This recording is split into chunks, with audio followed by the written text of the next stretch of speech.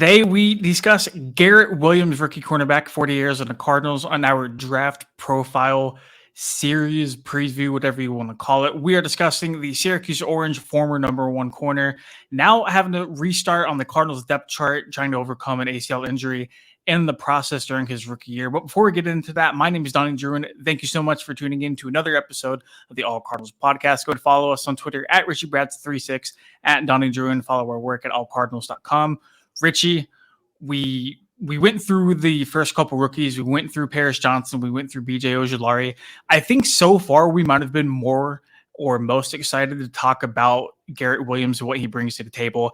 It's just in terms of not only immediate impact, but maybe even potential down the road. Yeah, Donnie, I'm not going to lie. When I took a look at Garrett Williams, I actually ended up coming away a lot more impressed than I was anticipating. And this isn't to say like I was going into it with like low expectations. I just wasn't sure how to feel because this is a guy who was dealing with an ACL tear, and that's going to cause our expectations to be very much marginalized for year one. Like we can't expect a guy who's dealing with about the most catastrophic injury that you can deal with in the sport of football to come out and play right away. But something we're going to talk about a little later is, individualizing injuries and understanding that Williams could play year one or he could not. We'll get to that point eventually. But when you look at what he brings to the table, this is a guy who really, really plays a physical style of coverage. Like, don't get me wrong, there's definitely times where he's got the contested catches that he gives up. You wish that he played the ball more when the receiver is trying to get a hand on it. But as you can see on the graphic here, if you guys don't see the graphic, he does have plus ball skills. And that doesn't always mean interceptions or anything like that. But this is a guy who led the ACC in pass breakups in back-to-back years in 2020 and 2021. His first 2 years starting led the ACC in pass breakups. I would have bet he could have done it last year too if he didn't get injured towards the end of the season. When the ball is up in the air, he finds a way to navigate his way over there. Number 8 is somehow always around the football. It's just like it's this double-edged sword where it's like he can play the ball very well when it's just like him. But when it comes to those contested situations, that's when it feels like maybe he's trying to be a little more physical with the wide receiver who's getting a better opportunity at the ball. I don't know. Like it's easier to explain if you watch. And I do encourage you guys to take a look at Garrett Williams because I can only do so much justice to the way he plays the ball in the air with, a podcast, no clips or anything like that. So definitely check him out, guys. I think that you will find that you like him, but understand the limitations he has at the moment. Yeah, Garrett Williams, for those who don't know, the third round pick for the Arizona Cardinals. Many people believed him to be one of the better corners in the draft class before he got hurt. And even after he got hurt, I think everybody expects him to fully come back from his ACL tear and just be the monster that he displayed he could possibly be at Syracuse. And, we were talking a little bit before we hopped on, and you were saying how Garrett Williams potentially could have been a top 50 pick had he not gotten hurt. Yeah, and I mean, you quoted me verbatim, is I think that if Garrett Williams had been able to play out the 2022 season fully healthy, you take a look at the 3 years of experience that he would have had at that point with 2020, 2021, and 2022, and understand that this is a dude whose best days were ahead of him at the cornerback spot. He's got quality size at 5'10". He definitely has the ball skills. He has 4 career interceptions. He's got a bunch of pass breakups, close to 30. I don't have the number right in front of me. It might even be a little bit more than that, but he's a guy who has no issue playing the cornerback position at a high level. You wonder if, like, down the road, this is a guy who could transition to safety, but that's a bridge you cross when you get to it. Until then, he fits that profile of a number one corner. I truly believe that. For a Cardinals team that's trying to replace Byron Murphy, who really came into his own last year, I think that Garrett Williams is about as good a fit as you're going to get. The value was terrific.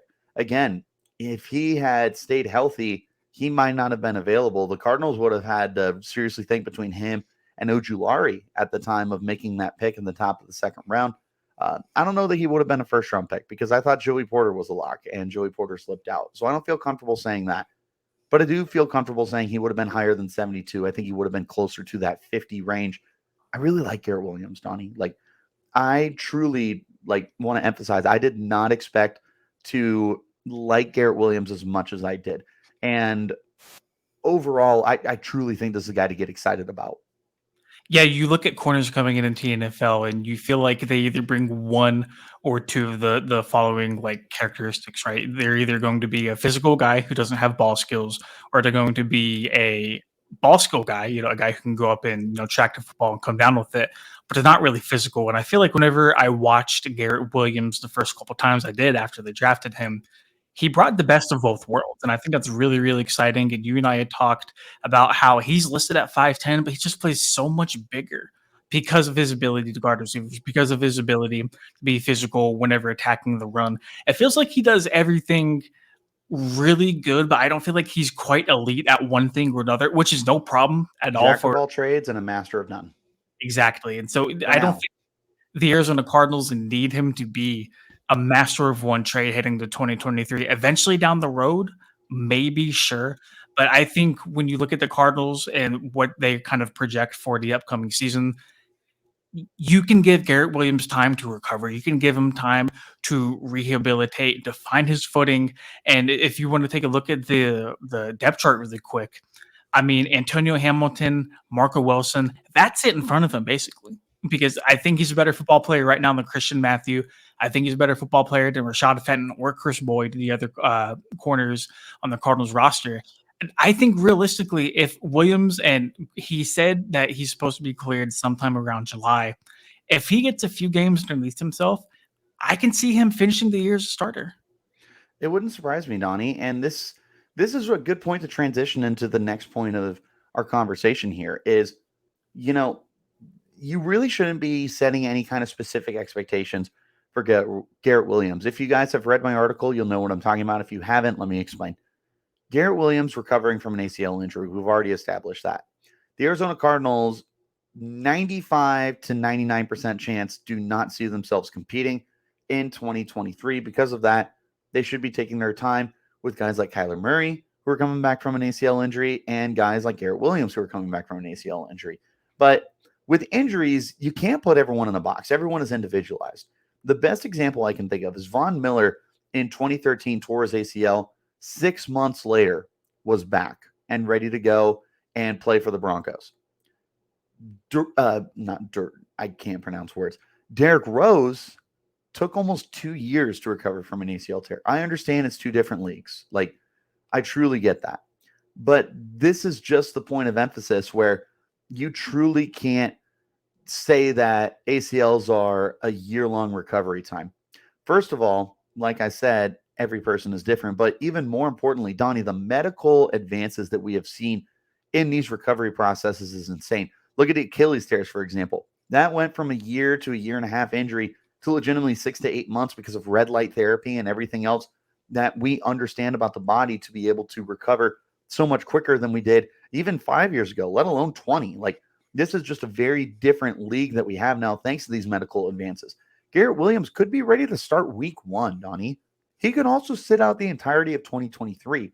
Because of that, I don't feel like there's any expectations we can place on him as of May 24th, 2023. Maybe as we get closer to training camp and we get a feel for where Williams is in his recovery timetable, we can start to set those expectations. As of right now, I think it's really important to understand that he could be ready week 1. He could be ready midway through the year. He might not play as a rookie. Like, we just need to understand that we don't have enough information right now to definitively say one thing over the other. We'll get there. But yeah, I do really like Garrett Williams. I do think that he could absolutely see some significant playing time in 2023 if he is healthy, if he is good to go. As you just showed on that depth chart, outside of Marco Wilson, I don't think there's anybody better than Garrett Williams on this roster right now. And Williams might be better than Marco Wilson, who has shown strides. Yeah. No, and you look at the depth chart, you see the talent that Williams brings to the table.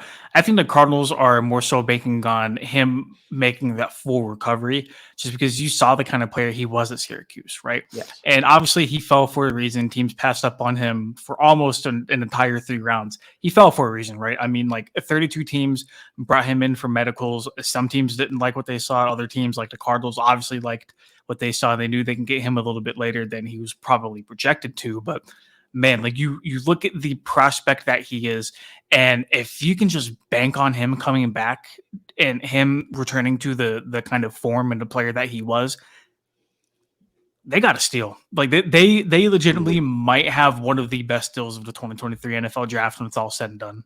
You're talking about a guy who can be a number one corner for you in the third round. Yeah, that's about as nice a steal as you're going to get. Like, you truly have this interesting potential guy. I would tell you, I'm more intrigued with Garrett Williams than I am BJ Ojulari. And I am an Ojulari fan, as we talked about previously.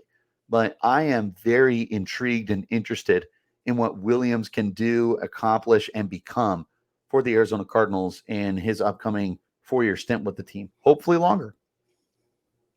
Yeah, we'll see, man. And I think you hit the nail on the head best whenever you said, don't place any expectations on Williams for 2023.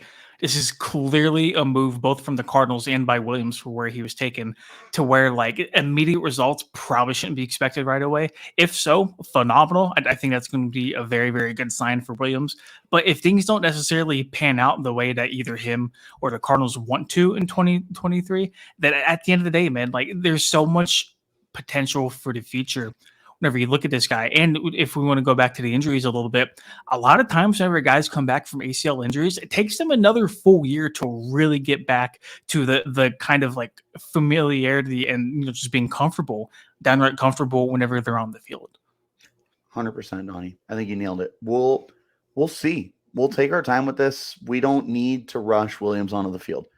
It's not as though the Cardinals are a playoff team, let alone a Super Bowl team, not even competing for their division this year. There was already a mutual understanding this is a team that is likely closer to competing for the number one pick than they are even a 500 record. We'll get there. We'll eventually see Williams in a full-time role. I truly believe that. It might not be this year. It very well could be this year, though.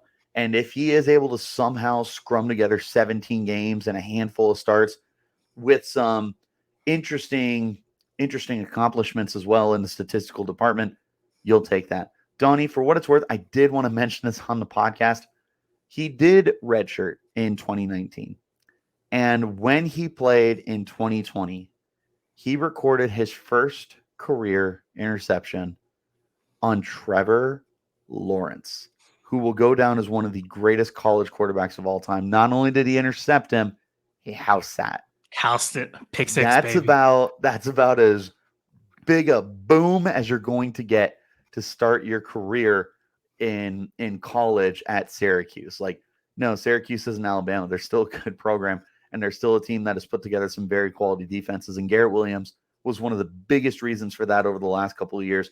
And picking off Trevor Lawrence is about as great a way to set the tone as you're going to find. Did Syracuse upset Clemson that year? Am I thinking on the right timeline there? Donnie, without having it in front of me, I'm not 100% sure. Dude, but I feel like Syracuse is one of those teams where every year there's that one game where they show up against a ranked opponent and like they really make them sweat it out. Yeah, they will slug it out with you. Those nerds are nothing to look over. They're like Stanford. You just can't overlook them. All right, man. Closing thoughts on Garrett Williams. I mean, what a steal! I feel like we said that time and time again during this podcast episode, but the potential that he has, should he arrive healthy and 100% back to the field, the Cardinals probably have their cornerback one of the future. I know those are very lofty expectations to place on him, but if we're at least projecting past 2023, to be able to get that kind of talent in the third round, very well done to Monty Austin for it and the rest of the Cardinals. Not only the coaching staff, but just recruiting and scouting department as well. Probably one of the steals of the draft if he pans out, but it's a very, very long time away. I don't think I got much more to add, Donnie. Love this kid. Love the potential. This could work out brilliantly for the Cardinals as long as they do their due diligence and make sure that they're not rushing him back, because the absolute worst thing you can do is get this guy too early from injury and force him into a situation where he's uncomfortable, he loses his confidence, or God forbid, he gets injured again. Just be smart about this. Understand this is a play for the future. And if it does work out, you just got yourself a full-time starter in the third round, and you don't get that many opportunities. Maybe the Cardinals' third round magic is back, baby. Up next in the rookie profile series, Stanford receiver Michael Wilson, and I'm really excited to talk about him too. I'm not quite as hyped or quite as like driven about what he could possibly bring to the table, but just an overall good, talented kid. I don't expect him to boom right away on the scene. I don't think he'll contribute significantly right off the bat, but definitely a very, very solid guy to add to the locker room, but potentially even become a cornerstone player for the future. Back the pack, Donnie. Back the pack. Back to pack indeed, and back at the All Cardinals podcast as well. Thank you so much for tuning in to another episode for Richie Bradshaw. I am Donnie Druin. Go to follow us on Twitter at RichieBrads36, at Donnie Druin. Follow our work at allcardinals.com. We will see you guys next time.